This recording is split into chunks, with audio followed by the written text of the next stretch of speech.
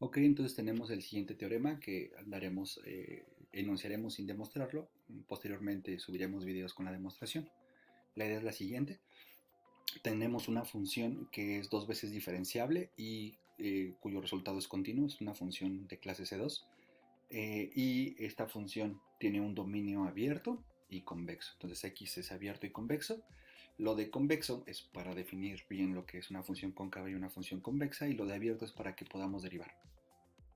Entonces tomemos un punto X barra en este dominio, que es abierto y convexo, y tenemos las siguientes caracterizaciones. Una función va a ser convexa en su dominio, abierto y convexo, sí, solo sí. H, que es la matriz hessiana, que es la segunda derivada de f, compuesta por las segundas derivadas parciales de la f, que son continuas, por hipótesis de que la f está en C2. Esta matriz, evaluada en X barra, esta matriz en general, si la derivamos, nos va a quedar con variables. Pues bueno, hay que sustituir cada elemento del dominio en estas variables y nos dan matrices numéricas específicas cada vez que sustituimos. Entonces esta matriz, cada vez que sustituimos, es positiva semidefinida. Si eso sucede, entonces la matriz es convexa. Si es convexa, esto sucede. Si la función es cóncava y esta matriz ahora es negativa semidefinida, entonces esta matriz va a ser negativa semidefinida evaluada en cada x o de forma conversa. Si esta matriz de segundas derivadas parciales es negativa semidefinida, entonces llegamos a que la función es cóncava. Si f es estrictamente convexa, entonces esta matriz es positiva definida, se vuelve estricta la desigualdad, y viceversa. Y si la matriz es estrictamente cóncava, entonces esta matriz que conocemos como matriz hessiana es negativa definida. ¿Ok? Entonces este resultado pues es igual. Si la función es diferenciable, entonces este resultado nos ayuda a construir una forma metódica de saber si una función es convexa, cóncava, estrictamente convexa o estrictamente cóncava. Como nota, pues esta notación se refiere a la segunda derivada, y por la suposición que hemos hecho, pues está compuesta por las segundas derivadas parciales. La matriz hessiana es la derivada parcial con respecto a la variable 1, dos veces, luego la derivada parcial con respecto a la variable 1 y la variable 2, luego la derivada parcial con respecto a la variable 1 y la variable 3, así hasta la derivada parcial de la variable 1 con respecto a la variable n. La segunda fila es la derivada parcial de la función con respecto a la variable 2 y después respecto a la variable 1, después con respecto a la variable 2 dos veces, después respecto a la variable 2 y luego con la variable 3, y así hasta la derivada parcial de la función con respecto a la variable 2 y luego la variable n. Y la última fila es la derivada parcial de f con respecto a la variable n. Pensamos que enumeramos las variables de izquierda a derecha, y luego con respecto a la variable 1, la derivada parcial de la función con respecto a la variable n y luego con respecto a la variable 2, y así sucesivamente hasta la derivada parcial de la función con respecto a n y luego con respecto a la variable n nuevamente. ¿Okay? Y estas segundas parciales son continuas, eso por la suposición de que f es una función de clase C2. Ok, entonces nosotros en videos anteriores hemos utilizado los resultados de positiva semidefinida, negativa semidefinida, positiva semidefinida, negativa semidefinida, positiva definida y negativa definida, y lo hemos escrito para una matriz de 2×2, y en videos anteriores llegamos a que se tenían que cumplir estas condiciones utilizando resultados para ver si la matriz era semidefinida positiva, negativa semidefinida, etc. ¿Ok? Entonces esto lo hemos hecho en videos anteriores. Entonces voy a ocupar estos resultados para analizar la siguiente función. Entonces voy a analizar esta función que va de R2 a R, en donde primero es X1 a la A y X2 a la B. Y el dominio, por hipótesis, debe ser abierto y convexo. Entonces R2 no es otra cosa más que X1 mayor que 0 y X2 mayor que 0. Es una manera abreviada de escribir esas dos condiciones, X1 mayor que 0 y X2 mayor que 0, que en términos de R2 sería el primer cuadrante sin los ejes. Entonces este conjunto es convexo y es un conjunto abierto. Entonces lo que yo tendría que ver para ver si esta matriz satisface alguna de estas características es pues primero construir la matriz hessiana. Entonces derivamos f con respecto a x1, f con respecto a x2, luego f con respecto a la derivada parcial de f con respecto a x1, tomamos este y luego con respecto a x2 y nos queda esta función. Y luego tomamos la derivada de parcial de f con respecto a x1 y después con respecto de x2 y nos queda esta función.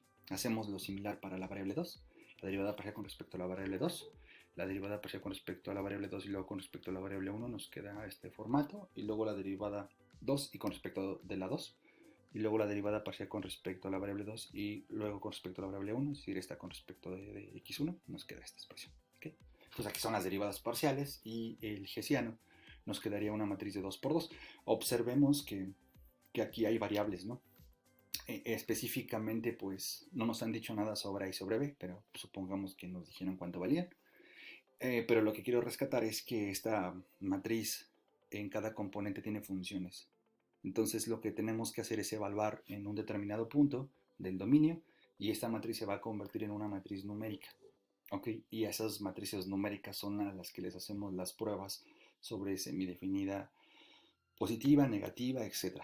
Entonces, dependiendo de las estructuras, pues a veces eso no es necesario, como es en este caso. Entonces, lo que yo voy a hacer es verificar qué condiciones deben de satisfacer los coeficientes, bueno, los exponentes A y B para que esta matriz sea negativa semidefinida. Si esta matriz es negativa semidefinida, entonces probaré la concavidad de la función f. Entonces lo que hacemos es lo siguiente, ¿no? Para que esta matriz sea negativa semidefinida, necesito que el f11 y el f22 sean menores o iguales a 0. Necesito que el f11, y el f22, sean menores o iguales a 0. ¿Ok? Y aparte necesito que el determinante de la h sea mayor o igual a 0. Entonces, si calculo el determinante, sería f11 por f22, que sería esta expresión, menos f12 por f21, menos f12 por f21, necesita ser mayor o igual a 0. Si satisfago estas 1, 2, 3 condiciones, entonces la matriz será semidefinida negativa. Observemos lo siguiente. El dominio son valores de la variable x1 y valores de la variable x2 estrictamente positivos. Entonces, este elemento que está aquí es positivo. Como esto siempre es positivo, puedo pensarlo de la siguiente forma. Puedo decir que esto lo paso dividiendo, y entonces 0 entre alguien positivo, pues la desigualdad no cambia. Lo mismo lo puedo pensar para esta función, para esta condición. Entonces estos x1 y x2 los paso dividiendo. Entonces esta condición y esta condición simplemente quedan sobre las variables a por a-1 y b por b-1. Entonces quiero que esa multiplicación sea menor o igual que 0. Es equivalente. ¿Esto que me dice? Pues lo que me dice es que para esta matriz en específico no importa la sustitución, porque cada vez que yo sustituya, como estos son elementos positivos, pues entonces que la multiplicación total sea positivo recae sobre los valores de a por a-1 y de b por b-1. Entonces, específicamente en esta estructura, por el dominio de la función que me están dando, pues solamente para garantizar estas dos condiciones es equivalente a garantizar estas dos. Ahora, por otro lado, la tercera condición, el argumento es más o menos similar.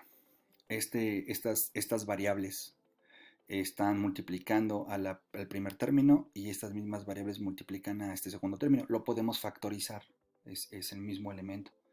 Pero como son positivos, podemos pasarlo dividiendo. Y entonces la desigualdad no se altera porque son números positivos, y esta tercera condición solamente recae en esta condición equivalente para lo que deben de satisfacer los exponentes. En general esto no va a ser posible, ¿no? Porque esta matriz depende del x evaluado. Por el tipo, repito, de estructura que tiene, pues se simplifica estas tres condiciones. Ahora, aquí se generan muchísimos casos, porque, por ejemplo, para que este sea menor o igual que 0, pues una condición es que este sea 0 y este sea 0. La otra condición es que el primer término sea mayor o igual que 0, perdón, menor o igual que 0 y menor igual que 0 y mayor o igual que 0 para que tengan signos contrarios. La otra condición es que este sea menor o igual que 0 y este mayor o igual que 0, es decir, tengo dos condiciones para satisfacer esta desigualdad. Lo mismo para esta desigualdad. Una condición es que B sea mayor o igual que cero y B menos uno menor o igual que cero. Y la otra condición es que B sea menor o igual que cero y B menos uno mayor o igual que cero.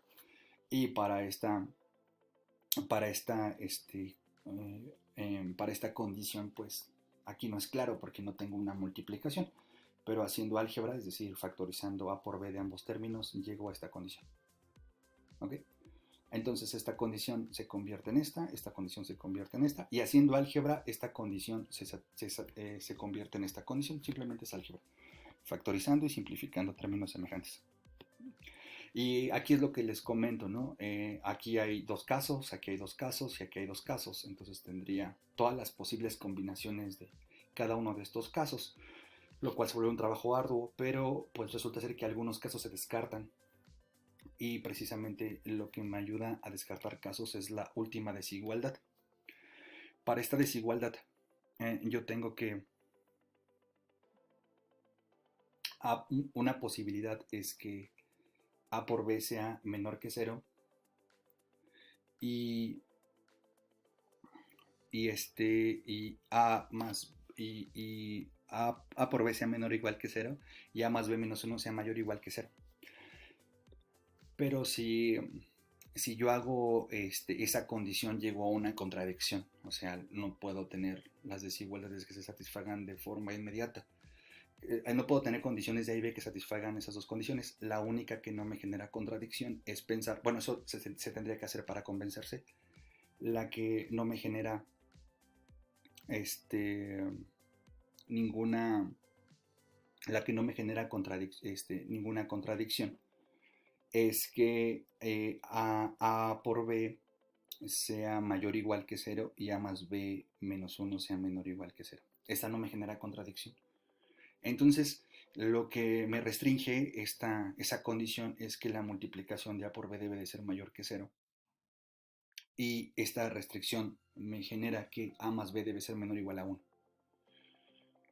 Entonces, con eso en mente, nos vamos a esta condición, ¿no? A esta condición. Esta condición me genera dos casos. El caso negativo me genera contradicción, es decir, pensar que B es menor o igual que 0 y B menos 1 es mayor o igual que 0. Pues por un lado me queda que B es negativa, por el otro lado me queda que B es mayor o igual que 1, entonces eso no genera solución. Entonces la única manera de tener solución para este caso es que B sea mayor o igual que 0 y B menos 1 sea menor o igual que 0. Despejando de aquí la B, me queda que B debe de ser menor o igual que 1 y al mismo tiempo mayor o igual que 0. Y algo similar para la desigualdad de arriba. Un caso me genera contradicción y el otro caso no me genera contradicción. Por lo tanto, esta desigualdad solo tiene sentido si A es mayor o igual que 0 y el otro término es menor o igual que 0 para que la multiplicación sea menor o igual que 0. Y me restringe la A a estar entre 0 y 1, la B entre 0 y 1 y al final la tercera A más B menor o igual que 1. Entonces, satisfaciendo estas tres condiciones voy a llegar a mi resultado para que la H sea negativa semidefinida. Entonces, observemos lo siguiente. Si A es 0, entonces no tengo la primera variable porque sería x1 a la 0. Solo sería una función que es constante en x1 y x2 es libre. De la misma manera, si B es 0, entonces no tendría la segunda variable porque sería x2 a la 0 y solo me quedaría una función de una variable. Entonces, para no perder la estructura de la función, es decir, que las dos variables estén presentes, pues satisfacer esta expresión, vamos a agarrar un subconjunto de esta condición, que sería que A esté entre 0 y 1 y que B esté entre 0 y 1. ¿Para qué lo hago así? Para que no permitirles que sean 0 y que estas variables no desaparezcan de la función, ¿no? La otra condición es que A más B sea menor o igual que 1. Entonces, tampoco les voy a permitir ser 1 ni A ni a B, porque si A o B es 1, necesariamente por la última restricción la otra variable tendría que ser 0. Y vuelvo a lo mismo, ¿no? A que alguna de las dos variables no está en la definición de la función f, porque sería elevarla a la 1 y la otra a la 0. Entonces, por querer hacer eso, vaya, o sea, el resultado analítico son esas tres condiciones, pero para querer preservar la estructura de la f, pues acotamos a que A y B estén entre 0 y 1 y la suma es menor o igual a 1. ¿Ok? Entonces, pues bajo esas condiciones esta función será negativa semidefinida, perdón, la matriz hessiana asociada a esta función será negativa semidefinida, y si su matriz hessiana es negativa semidefinida, pues estaríamos hablando de una función cóncava. En particular, en vídeos anteriores ocupamos esta función, ocupamos f de x1, x2 igual a x1 al 1 medio por x2 al 1 medio. Definida en los reales positivos, entonces observamos A está entre 0 y 1, B está entre 0 y 1 y la suma es 1. Entonces esta función es cóncava y sería una manera de aplicar el resultado sobre esta función para ver cuál es su comportamiento. Entonces hasta aquí dejamos esta parte.